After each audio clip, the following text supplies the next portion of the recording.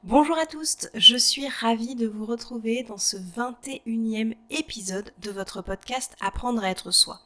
Aujourd'hui, on va parler des douleurs corporelles, des symptômes et on va voir ce que ça dit de nous. C'est parti!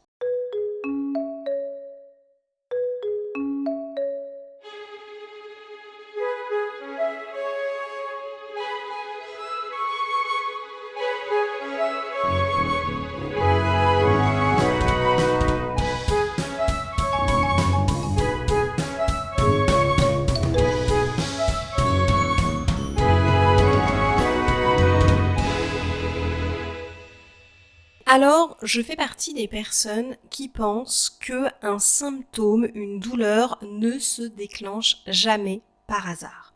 Et elle ne se déclenche pas n'importe où complètement par hasard. Et en fait, si on apprenait à écouter notre corps, eh bien, on aurait encore une fois des indications précieuses sur la direction que nous pouvons donner à notre vie. C'est encore une fois une source qui nous permet de nous connaître, de nous comprendre et de voir ce qui est important ou intolérable pour nous. Effectivement, pour certains d'entre nous, nous allons passer à côté des petits messages que notre corps nous envoie.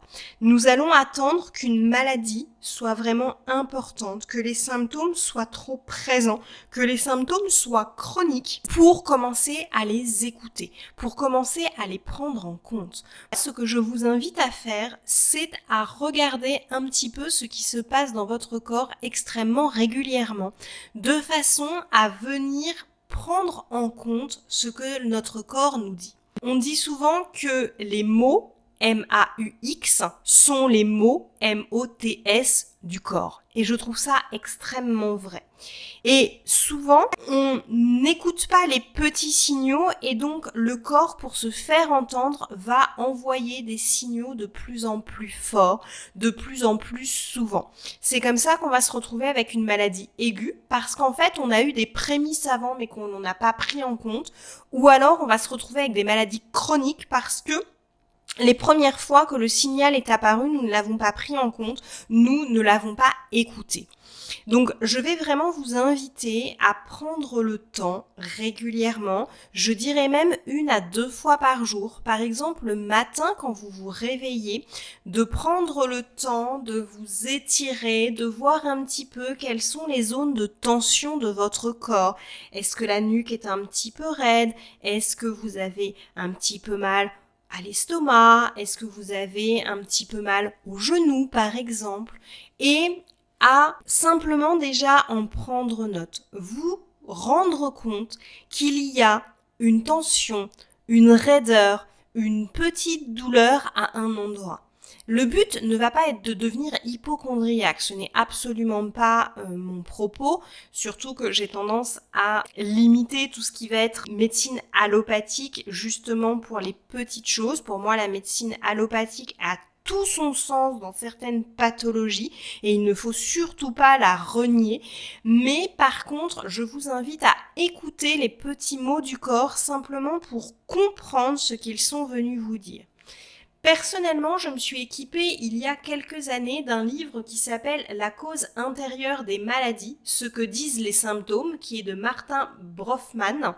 Je vous remettrai les références du livre dans la barre d'infos, mais il en existe bien d'autres. J'ai une amie qui a le même genre de livre mais d'un autre auteur et on avait comparé, on retrouve à peu près les mêmes choses, des fois dites un petit peu différemment, mais on retrouve globalement les mêmes choses pour les mêmes symptômes. Et ça va vous permettre de faire un lien entre ce que vous dit votre corps, entre le symptôme et la cause de ce symptôme. Alors, ça ne vous aidera peut-être pas à soigner certains symptômes et peut-être aurez-vous besoin de l'allopathie pour le faire, mais ça vous permettra de comprendre où est la cause et quelle était l'origine de ce symptôme. Moi, personnellement, je me suis retrouvée pendant très très longtemps avec une mycose au niveau de mes pieds. Et en fait, j'avais beau la soigner avec des huiles essentielles, les huiles essentielles n'ont pas fonctionné. Je les ai traitées avec de l'allopathie, ça n'a pas fonctionné. jusqu'au jour où la cause, et qui pourtant était écrite dans mon bouquin, mais je me suis un peu entêtée. Je me suis dit mais non et tout, et j'ai continué dans la même erreur.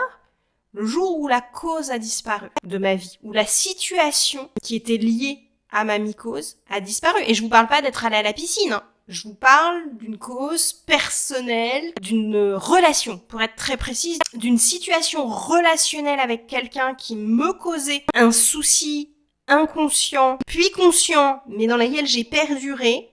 Le jour où cette situation relationnelle et émotionnelle s'est arrêtée dans ma vie, ma mycose a disparu. Alors que je n'utilisais plus ni d'huile essentielle régulièrement sur mes pieds et que la crème que le médecin m'avait donnée, c'était épisodique, eh bien ma mycose a disparu.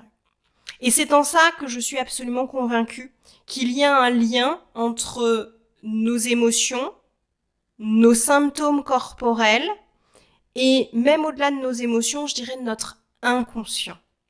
Notre corps peut nous permettre d'avoir accès à des informations que nous n'avons pas encore conscientisées. Donc, je vous invite vraiment, si vous écoutez ce podcast, c'est que vous voulez mieux vous connaître, que vous cherchez peut-être des réponses ou une direction à donner à votre vie, ou en tout cas de mieux vous connaître. Eh bien, les petits mots MAUX de votre corps sont une exceptionnelle porte d'entrée à ça. Et donc, je vous invite à vous munir d'un livre sérieux sur le sujet. Moi, je vous en ai cité un, mais comme je vous l'ai dit, il en existe d'autres qui sont aussi très intéressants. Et je vous invite à observer votre corps. Où sont les tensions? Où sont les petites douleurs? Et vous allez voir que même au-delà de ce que je vous parlais, du lien avec les émotions, ça peut vous éviter, par exemple, des burn-out. Ça peut vous éviter des maladies chroniques. Si vous prenez le symptôme quand il est encore petit, vous allez pouvoir, même si c'est avec de l'allopathie ou avec de l'ostéopathie ou de la kinésiologie, vous allez pouvoir gérer le problème même au niveau corporel avant qu'il ne prenne trop de proportions. Si vous ne gérez pas la cause émotionnelle, ça risque de revenir. Mais ça reviendra quand même moins fort et vous allez peut-être éviter de gros problèmes de santé à vous écouter, à découvrir. N'hésitez pas à aller voir où sont les petits tiraillements, les petites douleurs. Ne laissez pas passer le fait que régulièrement vous avez un peu mal à la cheville. Ne laissez pas passer le fait que vous avez légèrement un point dans le dos douloureux. Et déjà, le fait de vous en rendre compte de bonne heure sera forcément bénéfique. Et si en plus vous vous munissez d'un livre ou d'un site internet, doit sûrement y en avoir, qui fait le lien entre les symptômes et les causes conscientes, inconscientes ou émotionnelles qui peuvent être cachées derrière, vous allez vraiment pouvoir éviter de gros soucis de santé et ça va vous permettre de mieux vous connaître. Voilà, c'était un épisode très court aujourd'hui, mais qui est pour moi extrêmement important. On a tendance dans notre société à ne pas s'écouter, on va toujours jusqu'au bout, c'est pour ça qu'il y a autant de gens qui font des burn-out. Et vraiment, on pourrait éviter ça en apprenant à s'écouter, que ce soit à écouter nos émotions, comme je vous le disais la semaine dernière, ou alors à écouter les mots du corps et à les comprendre. La semaine prochaine, je vous donnerai plusieurs outils qui vous permettront d'apprendre à vous écouter, que ce soit à écouter vos émotions, que ce soit à écouter vos pensées, que ce soit à écouter les mots du corps, de façon à vous permettre de plus facilement vous comprendre et vous connaître. Voilà, je vous souhaite une belle soirée ou une belle journée en fonction de l'heure à laquelle vous m'avez écouté, et je vous dis à la semaine prochaine pour un nouvel épisode. Au revoir!